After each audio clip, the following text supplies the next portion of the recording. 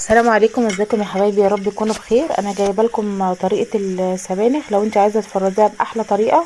اول حاجه طبعا هتجيبي السبانخ وتغسليها كويس وتخرطيها زي ما انت شايفه كده. وبعد كده بس قبل اي حاجه اتمنى نصلي على سيدنا محمد عليه افضل الصلاه والسلام. وبعد كده هتخرطي بصلايه وهتحطي اي ماده دهنيه، تحطي سمنه او زيت. انا حطيت هنا سمنه وهشوح البصلايه كويس. وبعد كده هروح نازله عليها بالسبانخ. طبعا السبانخ هتقل خالص معاكي. انا كده شوفي الكميه اللي انت حباها. انا كده جايبه ربطتين عشان اوريكم، وحاطه لهم كزبره. بس كده البصلايه هتصفر، وبعد كده اروح نازله عليها بالسبانخ زي ما انتوا شايفين.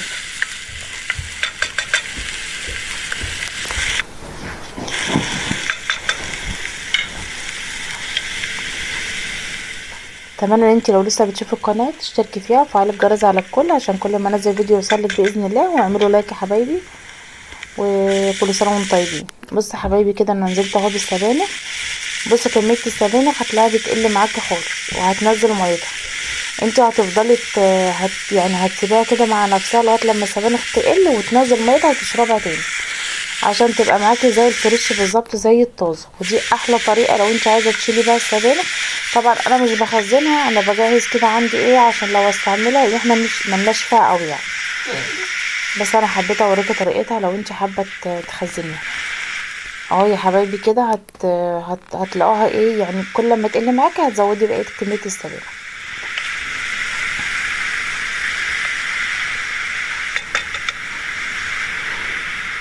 انا بص هتلاقي نزلت ميتها زي ما انتوا شايفين.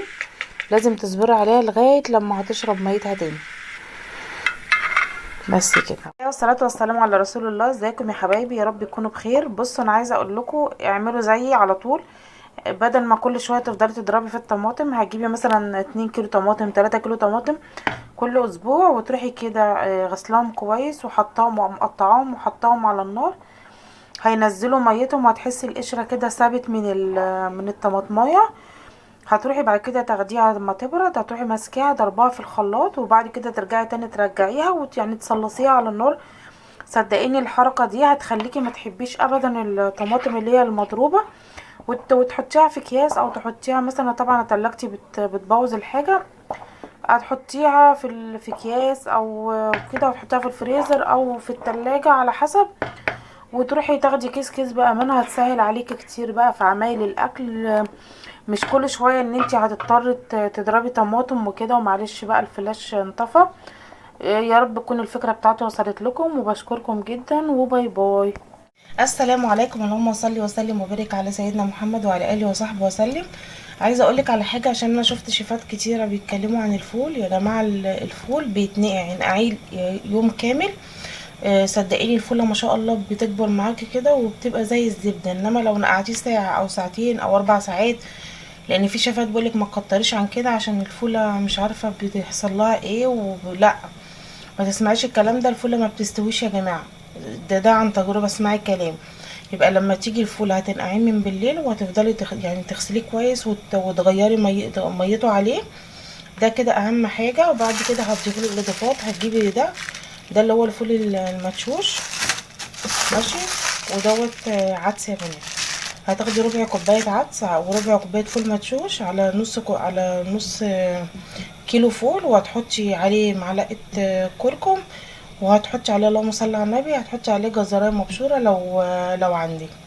وهتسيبيه على النار كده بعد ما هيغلي. هتسيبيه على نار هاديه. ولو الفول ما بيتزودش ميه بارده، الفول لازم تزودي ميه سخنه. انا قلت اقولك التركات دي عشان التركات دي مهمه جدا في الفول، عشان باذن الله يطلع معاكي فول كده حلو زي الزبده. وزودي له 3 معالق رز. الرز بيديله كده قوام تقيل وحلو. وقبل ما يستوي حطي كده شويه ميه سخنه في في معلقه نشا ودوبيها وارميها على الفول معاكي. هيطلع معاكي زي العسل باذن الله.